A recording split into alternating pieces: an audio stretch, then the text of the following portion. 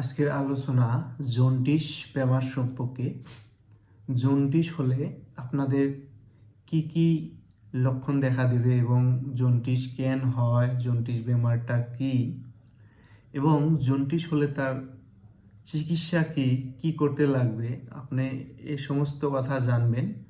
আমার এই অল্প সময়ের ভিডিওটা যদি আপনি দেখেন অল্প মনোযোগ দিয়ে, আপনার অনেকটাই কাজে লাগবে। কারণ জন্ডিস একটা কমন বেমার, যেটা প্রায় প্রত্যেকের ক্ষেত্রেই হয় বা হবেই। তো এই ক্ষেত্রে আপনি জন্ডিস হলে কি করে বুঝবেন এবং কি কি আপনি সমাধানের জন্য, সেই বেমার থেকে মুক্তি পাওয়ার জন্য কি কি করবেন, আপনি ঘরে ডাক্তার না দেখিয়ে বা নিজে নিজে মেনটেন করে কিভাবে এই রোগ থেকে পরিত্রাণ পাবেন। আপনি যদি অল্প সময় ধৈর্য ধরে আমার এই কথাগুলো শোনেন তাহলে আপনি বুঝতে পারবেন। তো আসুন জেনে নিন আমার পরিচয়। আমি একজন ফার্মাসিস্ট, গুয়াহাটি মেডিকেল কলেজ থেকে পড়েছি। তো আজকে আপনাদেরকে আমি জানাবো জন্ডিস কি। হ্যাঁ, জন্ডিস অ্যাকচুয়ালি একটা বেমার বলতে পারেন বা বেমারের লক্ষণও বলতে পারেন। সাধারণত জন্ডিস হলো বিলিরুবিন নামের একটা, আমাদের বডিতে বিলিরুবিন নামের একটা পিগমেন্টেশন, একটা রঞ্জক যেটা পিগমেন্টেশন থাকে, সেই পিগমেন্টেশন বিলিরুবিন যখন আমাদের ব্লাডে বিলিরুবিনের লেভেলটা নর্মাল লেভেলের থেকে এলিভেটেড হয়ে যায়, বেড়ে যায়, তখনই সাধারণত জন্ডিস হয়ে যায়। জন্ডিস হলে সাধারণত আপনারা দেখতে পারবেন আপনার স্কিনের কালার, শরীরের কালার, আপনার চোখ, মুখ এসব কি হালদিয়া হয়ে যাবে, ইয়েলো কালার হয়ে যাবে। এই লক্ষণগুলো দেখলে সাধারণত আপনি ভাববেন আপনার জন্ডিস হয়েছে। কিন্তু জন্ডিস হওয়ার বিভিন্ন ধরনের কারণ থাকে। কেন জন্ডিস হলো আপনার?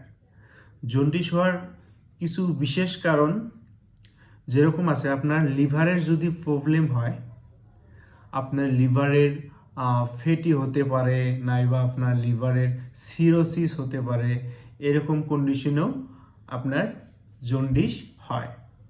এবং আপনি যদি কোনো মেডিসিন খেয়ে থাকেন, সেই মেডিসিনের বিশেষ করে প্যারাসিটামল ওভারডোজ যদি হয়ে যায়, এটার সাইড এফেক্ট হতে পারে। সাইড এফেক্ট হয়ে লিভারের ক্ষতিগ্রস্ত হয়েও আপনার জন্ডিস হতে পারে। এর উপরে আপনার যদি থ্যালাসেমিয়া বেমার থাকে, সেক্ষেত্রেও আপনার জন্ডিস হতে পারে। আরও কিছু কারণ, যেরকম আপনার গোলব্লাডারে যদি, পিত্তথলিতে যদি কোনো বেমার থাকে, ধরুন পাথর হয়েছে পিত্তথলিতে, বা পলেপস হয়েছে, বা অন্য ধরেন ইনফেকশন হয়েছে কোনো ধরনের, বা সোয়েলিং হয়েছে গোলব্লাডারে, সেক্ষেত্রেও আপনার জন্ডিস আপনার হতে পারে। তো এসব কারণে জন্ডিস হতে পারে। আরও বিশেষ করে জন্ডিসটা আপনার দূষিত পানি খাওয়ার ফলেই বেশি হয়।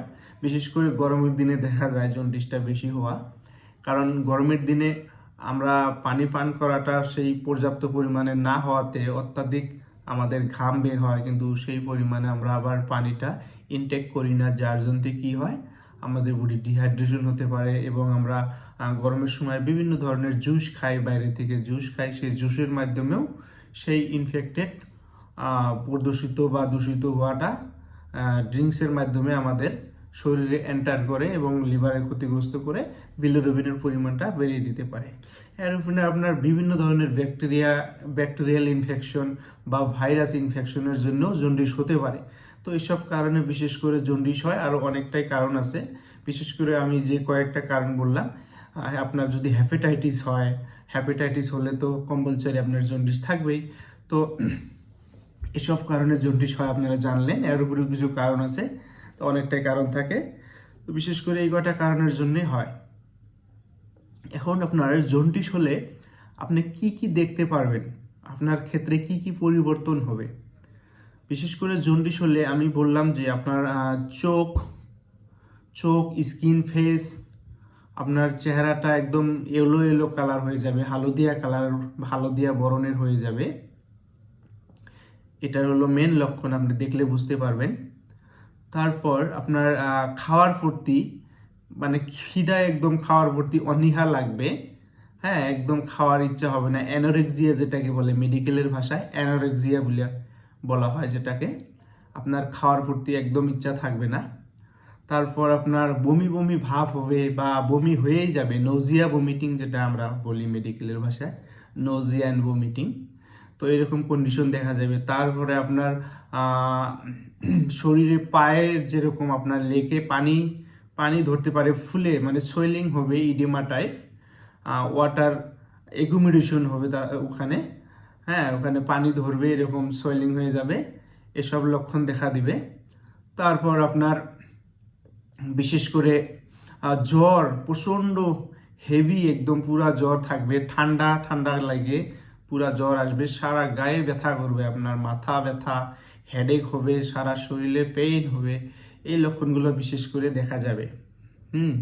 তারপর আপনার পেটেও অনেকটা অ্যাবডোমেন পেনও হওয়া দেখা যায় জন্ডিস যদি হয়। তো এই লক্ষণগুলো আপনি দেখতে পারবেন। এই লক্ষণগুলো যদি আপনার ক্ষেত্রে দেখা যায়, তো আপনি সন্দেহ করবেন যে আপনার জন্ডিস হয়েছে, তখন আপনি এর ব্যবস্থা করতে লাগবে, চিকিৎসা করতে লাগবে। এবং সেক্ষেত্রে কি করবেন আমি সেটাও বলে দেব। তো ভিডিওটা হলো বড় হয়ে গেলে যদিও আপনারা ধৈর্য ধরে শুনুন, আমি শেষ পর্যন্ত সমাধানও বলে দেবো জন্ডিস হলে কি করবেন। জন্ডিস, আপনার জন্ডিসের কিছু কন্ডিশন থাকে, বিশেষ করে যদি আপনার একদম ক্রিটিক্যাল সিচুয়েশন হয়ে যায়, তখন আপনি দেরি না করে ডক্টরের ওখানে কনসাল্ট করবেন।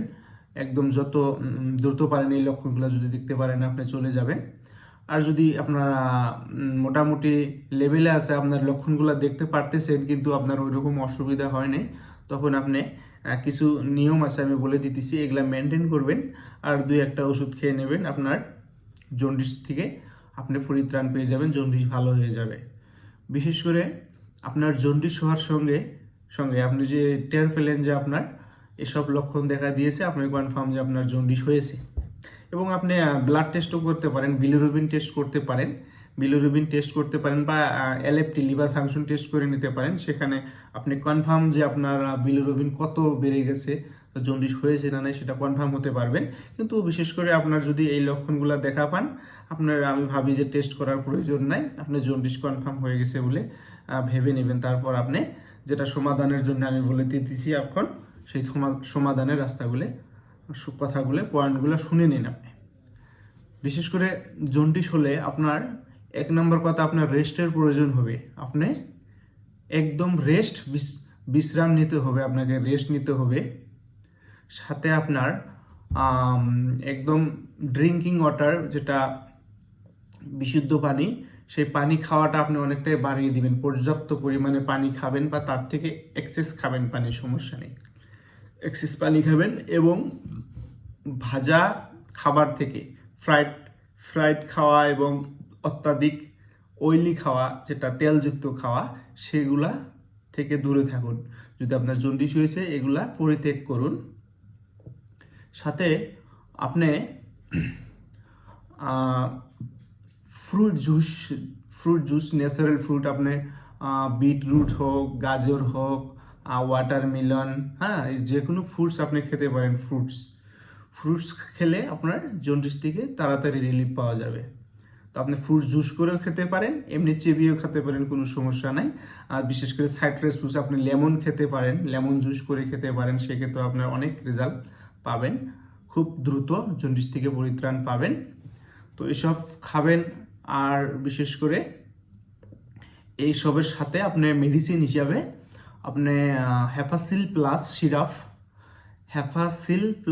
সিরাপ সিগনোভা কোম্পানি থেকে এটা ম্যানুফ্যাকচার করে। আপনি হেপাসিল সিরাপ 2 চামচ করে 2 টাইম খাওয়ার আগে, সকালে একবার, রাত্রে একবার, খাওয়ার আগে খেয়ে নিতে পারেন। এটা 2-3টা ফাইল খেয়ে দিবেন, তো আপনি নিশ্চিত জন্ডিস থেকে আপনি পরিত্রাণ পাবেন, একদম আপনার নর্মাল কন্ডিশন এসে যাবে। আর এবং জ্বর যদি অত্যাধিক জ্বর যদি আসে, আপনি এখন প্যারাসিটামল খেতে লাগবে। যদি হেভি জ্বর আসে, উপায় নেই, তো এই মেডিসিনটা আপনি হেপাসিল প্লাস খাবেন। আর যদি হেপাসিল প্লাস যদি অ্যাভেলেবেল নাই, হয়তো ফার্মাসিতে পেলেন না, আর লিভ 52 ডিএস, এটা কমন সব ফার্মাসিতে প্রায় পাওয়া যাবে, আপনি এটাও খেতে পারেন, কোনো সমস্যা নাই। খাওয়ার আগে খাবেন, ভাত খাওয়ার আগে বা কোনো কিছু খাওয়ার আগে আধা ঘন্টা আগে খেয়ে নেবেন 2 চামচ করে। সকালে একবার, রাত্রে একবার। তো এই সিরাপ ফাইলটা খেয়ে দিবেন, আর যেগুলো নিয়ম বললাম এগুলো মেনে চলবেন, আপনি শিওর জন্ডিস থেকে মুক্তি পাবেন। তো ধন্যবাদ ধৈর্য সহকারে আমার ভিডিওটা দেখার জন্য। ভালো লাগলে শেয়ার করতে পারেন, কমেন্ট করতে পারেন, কোনো সমস্যা নেই। Bye bye.